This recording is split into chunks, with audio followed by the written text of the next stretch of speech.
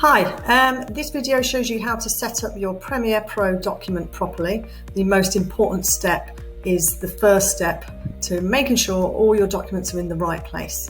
So let's go to Premiere Pro. When you launch Premiere Pro, you should come up with this screen here, which allows you to click on New Project.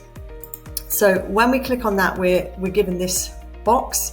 Really important that you don't leave it as untitled and that you put in whatever the name of your project is or your first name and last name so that you can search for it if you need to. So this is just a test. And the key thing, the most important thing to do here now is to make sure that you tell Premiere Pro where all your files are located. So do not miss this step out. Click on the Browse button on this next line next to Location.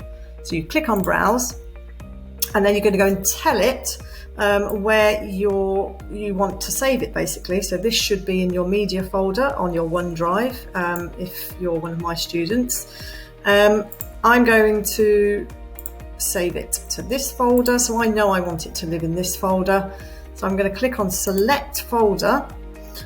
Once you've done that and it returns to the screen, you should be able to see there the channel, the breadcrumb trail. So you can see that I have clicked in, it's going to save it in that folder that I've chosen.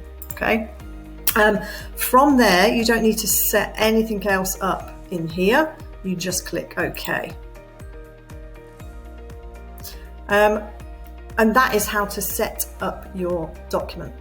Come back to the next video and I'll talk you through the interface and how to start editing.